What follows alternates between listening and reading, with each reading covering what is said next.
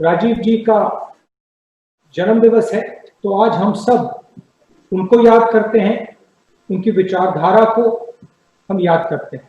छत्तीसगढ़ में जो हम काम कर रहे हैं, गरीबों के लिए, आदिवासियों के लिए, किसानों के लिए, मजदूरों के लिए, उसके बारे में मैं थोड़ा सा कहना चाहता हूँ। आज हमने किसानों को पैसा दिया और हमारी जो सरकार है वो एक प्रकार से गरीबों की रक्षा करने वाली सरकार, और हम ये इसलिए करते हैं क्योंकि हम समझते हैं कि हिंदुस्तान को चलाने वाले लोग, हिंदुस्तान को आगे ले जाने वाले लोग हमारे किसान हैं, मजदूर हैं, छोटे दुकानदार हैं, बेरोजगार युवा हैं।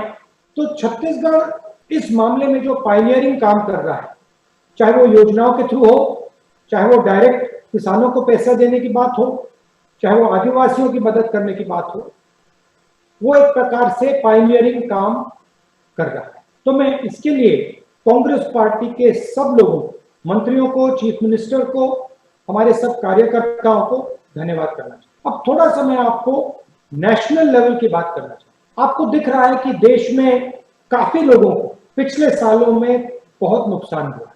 कोरोना से पहले भी जो हमारे गरीब लोग हैं, कमजोर लोग हैं, उन पर एक के बाद एक सरकार आक्रमण कर रही है। हिंदुस्तान की अर्थव्यवस्था समझनी है तो ये बात समझनी होगी कि हिंदुस्तान में दो अर्थव्यवस्थाएं हैं। एक संगठित अर्थव्यवस्था, उसमें बड़ी बड़ी कंपनियां शामिल हैं, और दूसरी असंगठित अर्थव्यवस्था, उसमें हमारे किसान हैं, मजदूर हैं, छोटे दुकानदार हैं और लाखों करोड़ों गरीब लोग। अब कांग्रेस की जहां भी सरकार होती है, हम इन दो अर्थव्यवस्थाओं को बैलेंस करने का काम करते हैं। अगर हिंदुस्तान की असंगठित अर्थव्यवस्था मजबूत है, सिक्योर है, तो वो कोई भी शॉक को अब्सॉर्ब कर देगी।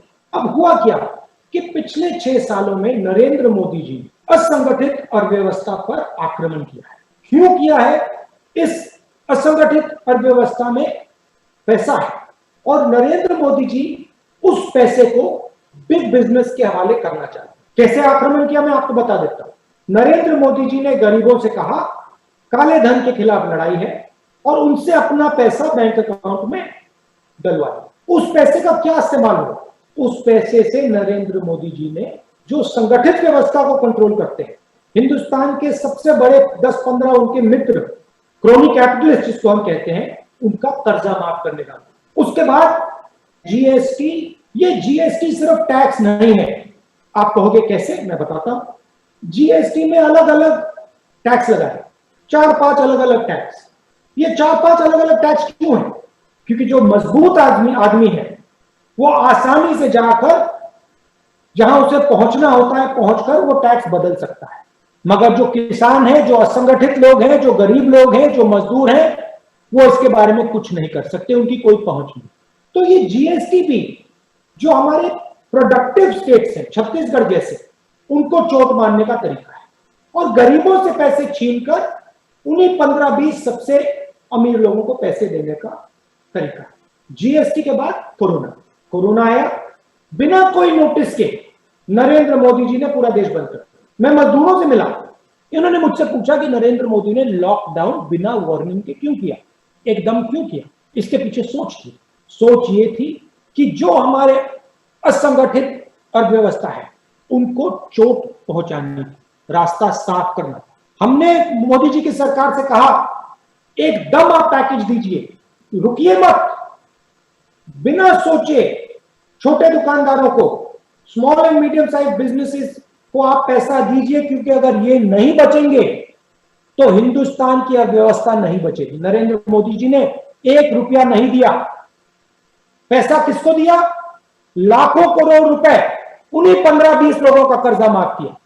मैं आपसे पूछना चाहता हूं, जीएसटी आपको नहीं मिल सकती मगर उन 15 लोगों का कर्जा माफ हो सकता है, उन 15 लोगों को मतलब लाखों करोड़ रुपए टैक्स ब्रेक में दिया जा सकता है। आपने क्या गलती की है? छत्तीसगढ़ प्रदेश ने क्या गलती की है? छत्तीसगढ़ के किसानों ने, मजदूरों ने क्या गलती की है कि जो आपका हक है आपको नहीं मिल सकता मगर उनके जेब में जा सकता है? और इसका नतीजा आएगा। एक बात समझनी होगी, 90% रोजगार असंगठित अर्थव्यवस्था हिंदुस्तान को देती है। ये लोग कौन है? ये छोटे बिजनेस वाले हैं, मिडिल साइज बिजनेस वाले हैं, किसान हैं, अब इस सिस्टम को नरेंद्र मोदी ने नष्ट कर दिया, खत्म कर दिया। आप देखना, जैसे ही मॉरिटोरियम उतरेगा, एक के बाद एक, एक के बाद एक के बाद एक कंपनियां गिरेंगी। स्मॉल और मीडियम बिजनेस वाले सब खत्म हो जाएंगे, और आप जानते हो वो तो हो रहे हैं, आज भी हो रहे हैं। तो फिर हिंदुस्तान में क्या होगा? ये देश रोजगार नहीं दे पाएगा। ये देश अपने युवाओं को आने वाले समय में रोजगार नहीं दे पाएगा। और ये अब दिखने को मिलेगा। पहली बार हिंदुस्तान की हिस्ट्री में हमारा देश 70 साल में ये कभी नहीं हुआ, हमारा देश अपने युवाओं को रोजगार नहीं दे पाएगा। और आप मेरी बात अभी मत मानो, कौन नहीं राहुल गलत बोल रहा है।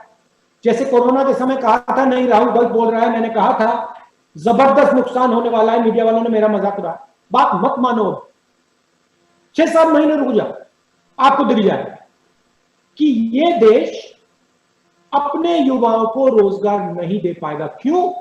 क्योंकि रोजगार देने वाले जो लोग हैं, स्मॉल और मीडियम बिजनेस वाले, किसान, ये रोजगार नहीं दे पाएंगे, क्योंकि यही बर्बाद होगी।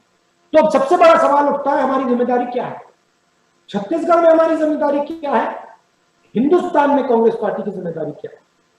सबसे पहले देश को जोड़ने का काम, तोड़ने का नहीं, जोड़ने का काम।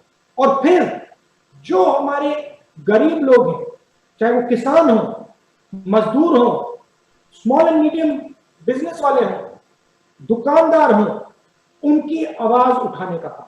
मैं ये नहीं कह रहा हूं कि हमें संगठित अर्थव्यवस्था पे आक्रमण करना है, नहीं।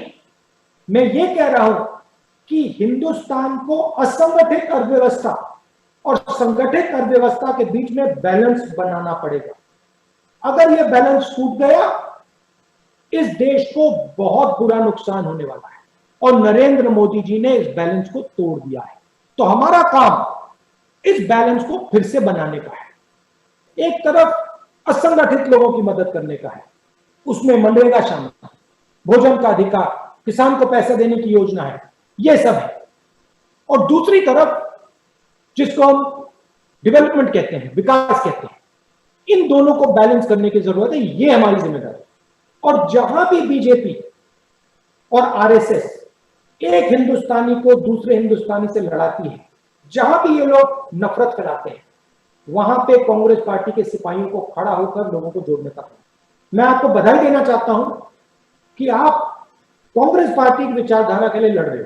और छत्तीसगढ़ की सरकार, हमारे चीफ मिनिस्टर और हमारे मंत्री सब मिलकर ये जो बैलेंस है इसको मेंटेन करने की कोशिश करें और गरीबों की, कमजोर लोगों की रक्षा करें।